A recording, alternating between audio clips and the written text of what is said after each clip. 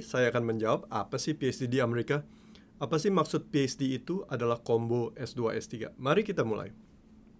Prinsip nomor 1, kalau ada pertanyaan kita ke Google saja.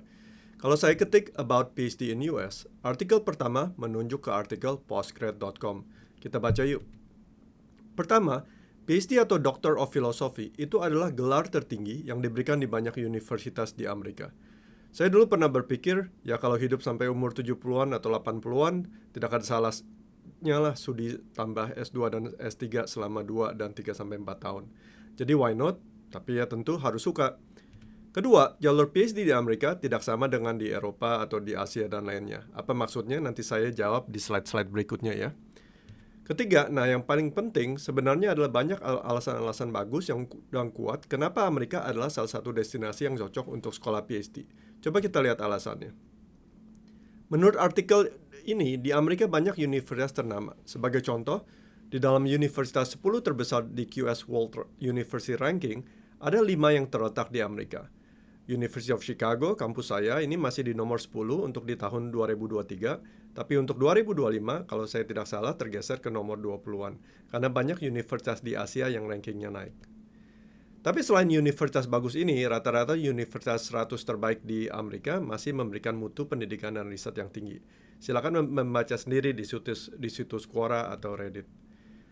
Alasan lain, di Amerika cukup banyak diversitas dalam budaya. Ini list jumlah siswa internasional yang sedang studi di Amerika berdasarkan negara asal.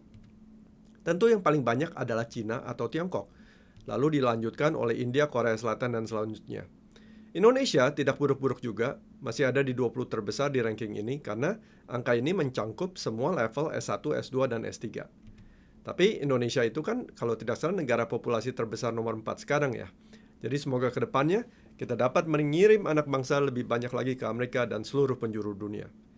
Saya coba mencari bendera Indonesia di gambar kelulusan mahasiswa ini, tapi tidak ketemu guys. Moga-moga merah putih bisa berkibar di dalam foto-foto seperti ini di masa depan. Masih banyak alasan lain, tapi yang saya tampilkan di sini adalah alasan yang cukup bagus. Di mana di artikel ini menyatakan bahwa dengan gelar PhD, semoga kita semua dapat melanjutkan bab baru yang penuh dengan kesuksesan di dalam hidup kita. Maksudnya apa ya? Mari kita lihat salah satu metrik di grafik ini. Di aksis Y ada gaji tahunan, bukan gaji bulanan ya. Dan di aksis X ada umur. Ini data di Amerika bahwa rata-rata gaji seseorang yang mempunyai gelar PhD akan lebih tinggi dan bedanya cukup jauh dengan gelar S1 atau S2. Sekali lagi ini gaji tahunan di Amerika ya. Jadi kira-kira 100.000 US dollar itu berarti 1,5 miliar rupiah lah kira-kira. Jadi angka-angka di atas ini semoga menunjukkan bahwa setelah bertahun-tahun menempuh PhD akan ada hasilnya. Istilahnya usaha kita akan terbayar lah. Nanti di video lain saya akan bedah kenapa gaji lulusan PhD ini bisa lebih tinggi. Setelah melihat motivasi kenapa PhD itu menarik untuk beberapa dari kita semua, mari kita bahas hal yang paling penting dan sering salah informasi mengenai PhD di Amerika.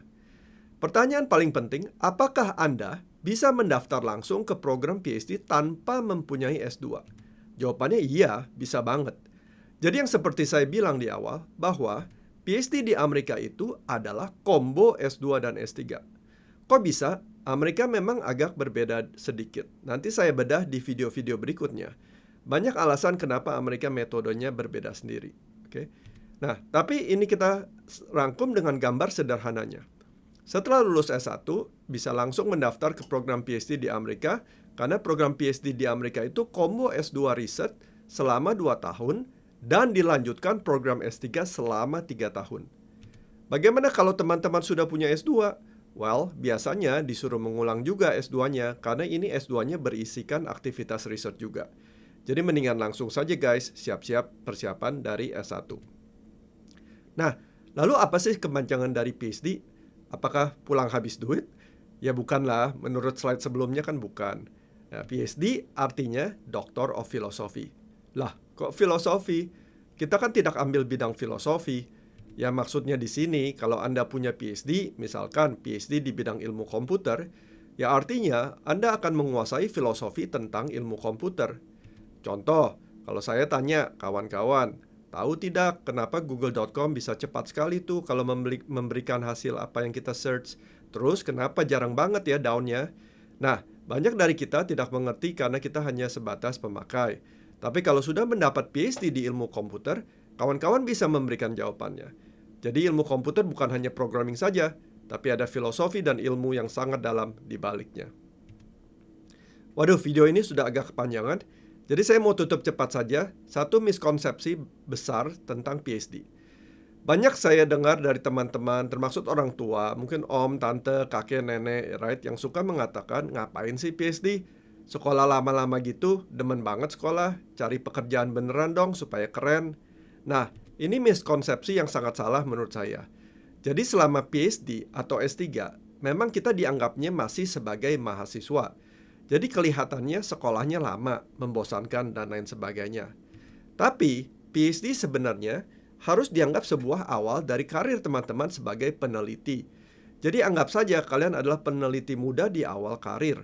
Walaupun memang statusnya masih sebagai mahasiswa, tetapi isinya bukan hanya belajar-belajar saja, tetapi kita melakukan research, eksperimen, dan jika ada hasil penemuan yang bagus, bakal senang dan ceria sekali seperti di gambar ini.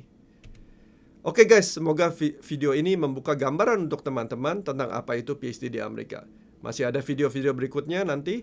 Kalau ada pertanyaan tentang seputar PhD program Combo S2 S3 di Amerika, silahkan taruh di kolom komentar. Nanti saya akan coba jawab di video-video mendatang. Atau teman-teman yang sudah menjalani program PhD di Amerika dan ada pengalaman positif, silahkan juga tambah komennya. Jangan lupa untuk like dan share ke kawan-kawan lain jika informasi di video ini berguna. Dan tentu juga subscribe channel saya untuk mengikuti video-video berikutnya. Sampai jumpa!